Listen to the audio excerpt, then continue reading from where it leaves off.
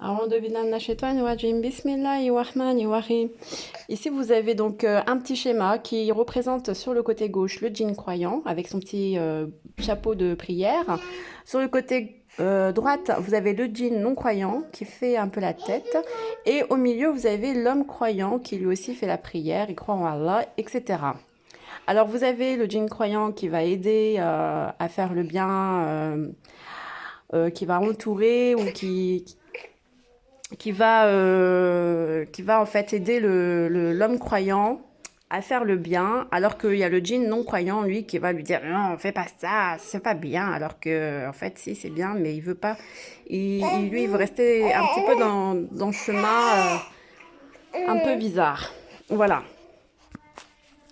Donc, ce que je voulais vous dire à partir de ce schéma, c'est que vous avez donc à la fin des temps de plus en plus de forces invisibles, appelées esprits djinniques, tout ça, le djinn, qui va davantage prendre d'emprise sur l'homme, alors que l'homme, normalement, est censé avoir une conscience, une raison qui lui permette de savoir exactement quoi faire et comment être et ne pas se faire dicter par des forces invisibles, mais se faire voilà, entendre. Donc c'est pour ça qu'on fait des dhikrs et qu'on fait la prière, qu'on fait des gestes symboliques et tous ces rituels-là, c'est pour montrer voilà, au monde invisible qu'on est comme ci, on est comme ça, on croit à ci, on est comme ça. Enfin voilà, c'est des symboles, c'est des signes pour vraiment montrer qu'on est soumis à Allah et qu'on cherche à enseigner la parole d'Allah à tous, aux humains, aux djinns, à tout l'univers, et montrer aussi aux anges que on s'inscrit dans ce concept d'Allah l'unique. Et comme ça, les anges, ils peuvent écrire. Ils ont un scribe, donc ils écrivent tous nos actes, toutes nos paroles, en concordance avec ce qu'on fait, etc. Et après, ils rapportent tous les jours à Allah ce qu'on est, ce qu'on fait, ce qu'on dit et tout ça. Mais ce qui est au fond de nous, bien sûr, il n'y a que Allah qui le sait. Donc, c'est vrai que c'est pour montrer, mais au fond de nous, vraiment ce qu'on est, c'est que Allah qui le sait. Donc, ça, il faut le savoir, hein. Même les anges, ils ne savent pas ce qu'il y a au plus profond de nous-mêmes, hein. Donc, on a beau montrer qui on est comme ça par des symboles de rituels et des paroles et tout, mais au fin fond de nous-mêmes, il n'y a que Allah qui sait. C'est pour ça que Allah prend souvent la défense de l'homme quand les anges accusateurs disent mais regarde, il a fait ci, il a dit ça, il a fait comme ci, il a fait comme ça. Parce qu'en fait, voilà, il y a plusieurs choses qui rentrent en compte. Et donc, qu'est-ce que je voulais dire pour en revenir? Donc, je pense que moi, c'est ma façon de voir les choses, mais à l'époque de Gog et Magog, quand on dit qu'ils sortent et qu'ils sont sortis, pour moi, ils sont déjà sortis. Et c'est le fait aussi que bah, je pense que les humains, l'homme en général, a perdu un peu le contrôle de soi-même, de lui-même. Et donc se laisse un peu manipuler par des forces invisibles. Et s'il ne se protège pas, s'il n'a pas la connexion, etc., il y a plein de choses qui rentrent en compte pour, pour, euh, cette manipulation. Notamment, il y a la télévision, vous voyez, c'est des choses où bah, c'est très simple là-dedans, c'est comme on a l'impression que c'est des esprits qui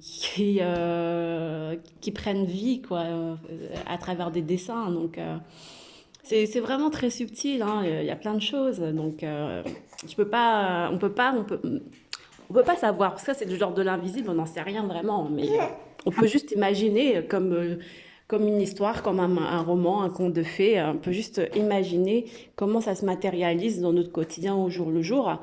Mais il y a aussi, pour mieux se représenter cette chose du monde de l'invisible, il existe des rituels dans plusieurs civilisations où le djinn intervient chez l'homme qui sortent d'une transe et qui parle, qui fait par exemple oh, c'est moi.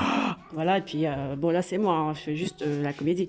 Mais en fait, c'est pour vous montrer que ou bien il est pas obligé de prendre cette voix, il peut prendre aussi une petite voix. Oui, c'est moi la petite, c'est moi la petite fille. Voilà, il y a plusieurs intonations, plusieurs émotions. En fait, faut prendre ça comme c'est des sortes d'émotions, en fait, les djinns. Il y en a plusieurs et chacun a son émotion, chacun a ses passions. Il y en a aussi, par exemple, c'est des passionnés de guerre. Et ils vont te raconter à longueur de journée leurs histoires de guerre maritime. Il y en a qui sont spécialisés dans la guerre maritime. Il y en a c'est des petites filles qui sont passionnées de poupées. Et ils vont te parler que de poupées, à longueur de journée. Oui, ma poupée, il faut que tu me donnes un bonbon, s'il te plaît, ton bonbon, un bonbon. Et voilà. Et en fait, c'est des esprits qui sont,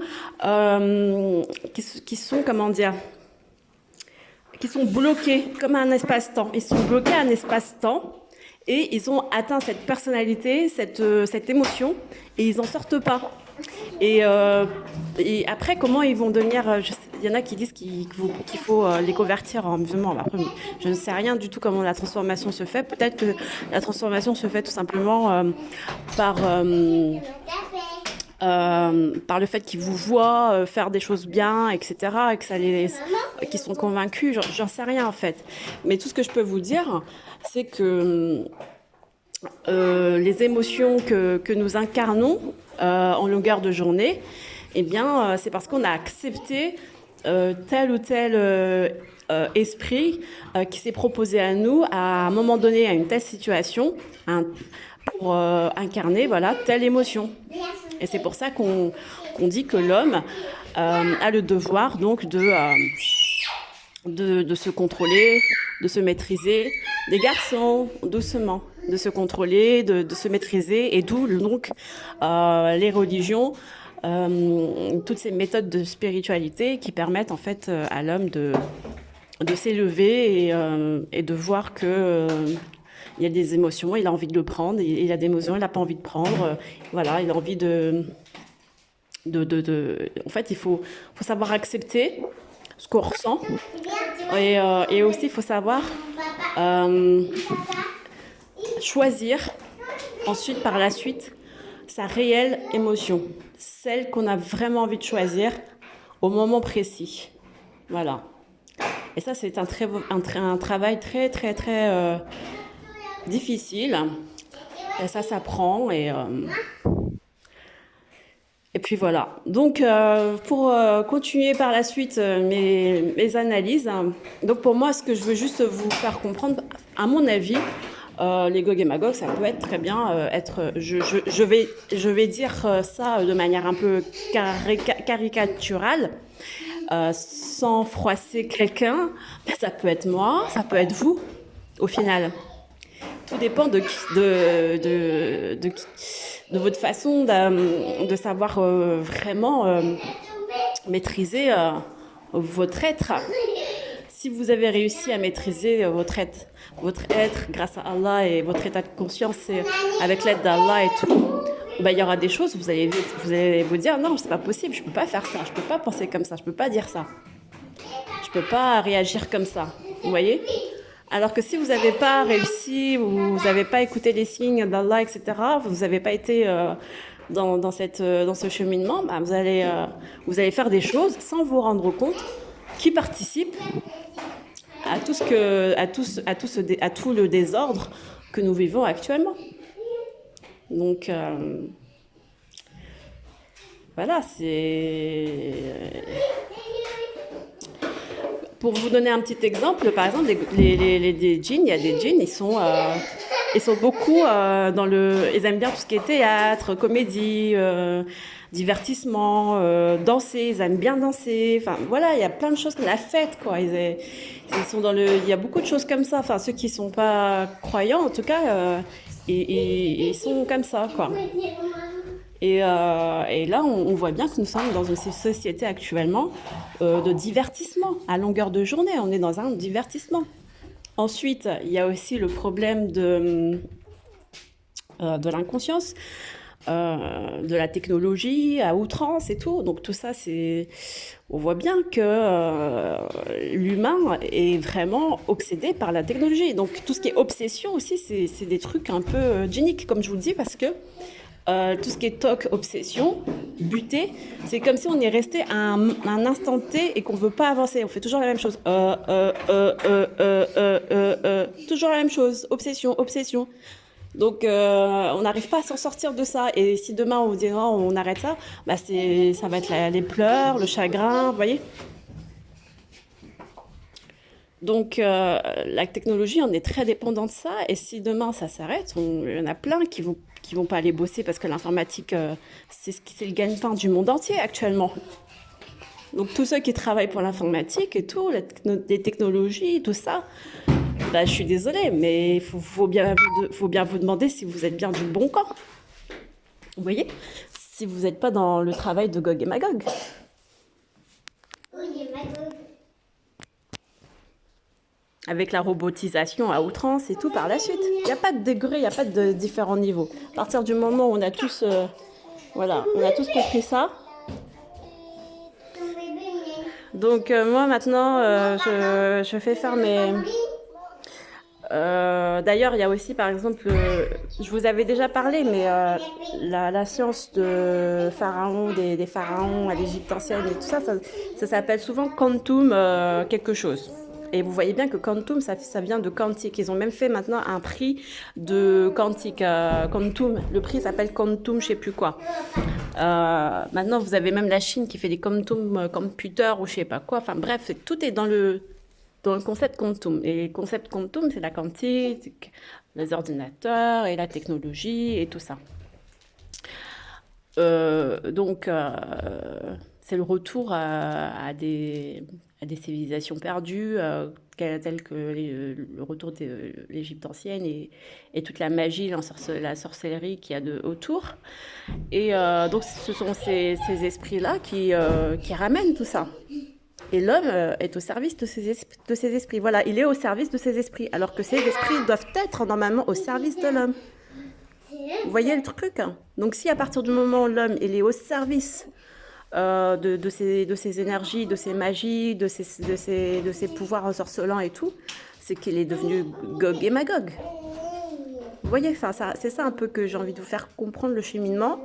Et j'espère que vous serez prêts à entendre ce message. Et surtout, ne laissez pas de commentaires. Ne vous sentez pas visé. Ne mettez pas de commentaires parce que ça voudrait dire que là, vous vous sentez visé.